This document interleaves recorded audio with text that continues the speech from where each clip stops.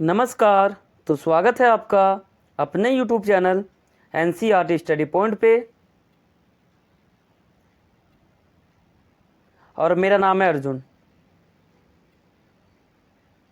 ठीक है, तो आगे चलते हैं। तो आज हम अपना एक न्यू टॉपिक पे बात करेंगे, यानी हमारा एक न्यू टॉपिक है जो कि है हड़प्पा सभ्यता की खोज कैसे हुई। ठीक है, ये मोस्ट इम्पोर्टेंट टॉपिक है।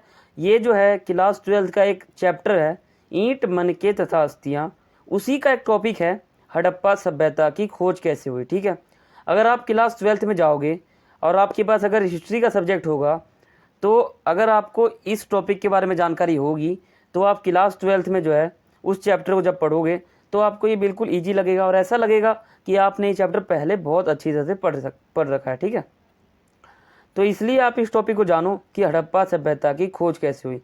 वैसे बहुत ही बच्चों को जो है कन्फ्यूजन रहता है कि हड़प्पा सभ्यता की खोज जो है वो सन 1921 में हुई या 22 में हुई या 24 में हुई। कई बच्चे ये कहते हैं कि ये जो हड़प्पा सभ्यता की खोज है वो 1924 में हुई और कई कहते हैं 1921 में हुई। ये दोनों आपस में कन्फ्यूज रहते हैं। ठीक है, तो मैं आज आपको एकदम रियल डेट बताऊंगा जब हड़प्पा सभ्यता की खोज हुई। और कई बच्चे कहते हैं कि ये जो सभ्यता है वो लगभग 160 साल पुरानी है, लेकिन नहीं, ये लगभग 5000 से 8000 साल पुरानी सभ्यता है। ठीक है, ये मैं आपको आगे विस्तार से बताऊंगा। पहले आप ये सोचते होंगे कि ये कितना बड़ा टॉपिक है, कैसे समझूं, बिल्कुल कन्फ्यूजन रहता होगा आपको आपके दिमाग में। लेकिन आज मैं आपका वो कन्फ्यूजन जो है वो बिल्कुल दूर कर दूंगा और आपको बिल्कुल आसान भाषा में समझा दूंगा कि ये जो हड़प्पा सभ्यता था इसका खोज कैसे हुआ। ठीक है, तो आप वीडियो के आखिर तक बने रहें। चलिए शुरू करते हैं। तो पहले हम जान लेते हैं कि हड़प्पा सभ्यता जो है इसकी खोज कैसे हुई। ठीक है, खोज जो है वो कैसे हुई। तो देखो, लगभग 160 साल पहले पंजाब में रेलवे लाइन बिछाने के लिए खनन का कार्य चल रहा था। तब इंजीनियरों को अचानक वहाँ पर हड़प्पा पूरा स्थल मिल गया, यानी कुछ ऐसे स्थल मिल गए जिससे हमें हड़प्पा सभ्यता के बारे में जानकारी मिलती है। लेकिन इंजीनियर जो थे वो यह नहीं पता लगा पाए कि यहाँ पर कोई सभ्यता रहती होगी।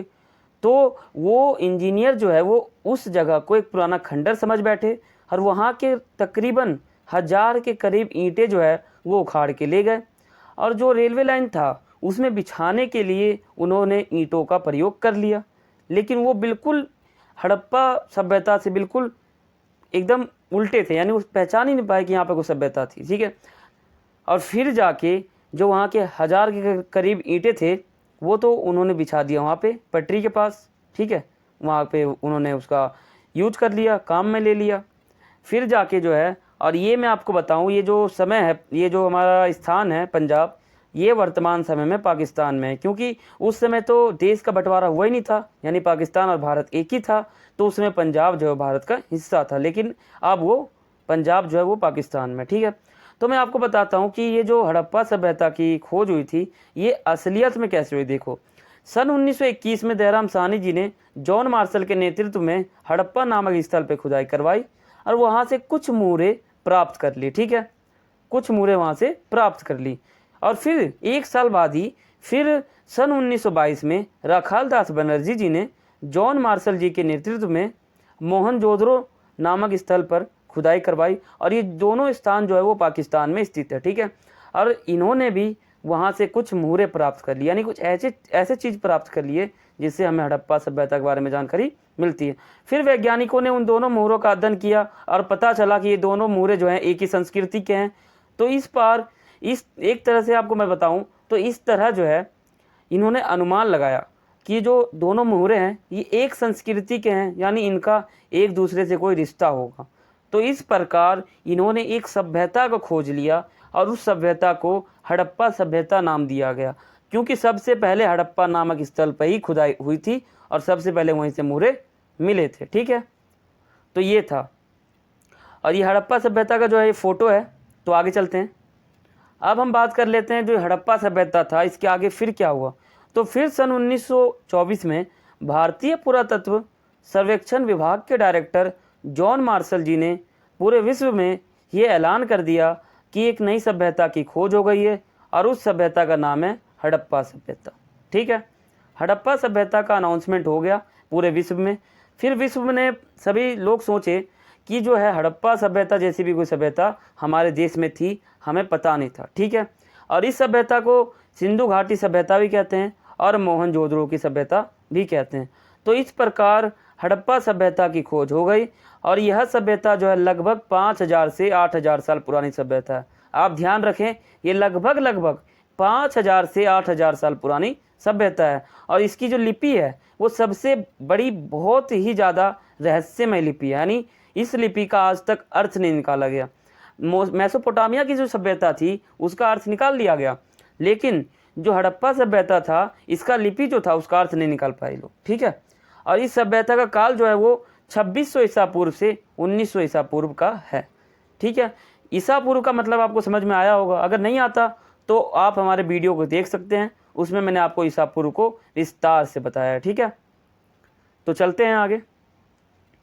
अब हम इसके आगे जो कहानी थी, यानी खोज तो हो गया, अब इसके बाद क्या हुआ देखो। इस सभ्यता को सिंधु घाटी की सभ्यता इसलिए कहते हैं क्योंकि हड़प्पा सभ्यता जो थी वो सिंधु नदी के किनारे बसी हुई एक सभ्यता थी, और इस सभ्यता को मोहनजोदड़ो की सभ्यता इसलिए कहते हैं क्योंकि 1922 में स्थान जो था वो मोहनजोदड़ो नामक स्थान पर जो है राखाल दास बनर्जी जी ने खुदाई करवाई थी।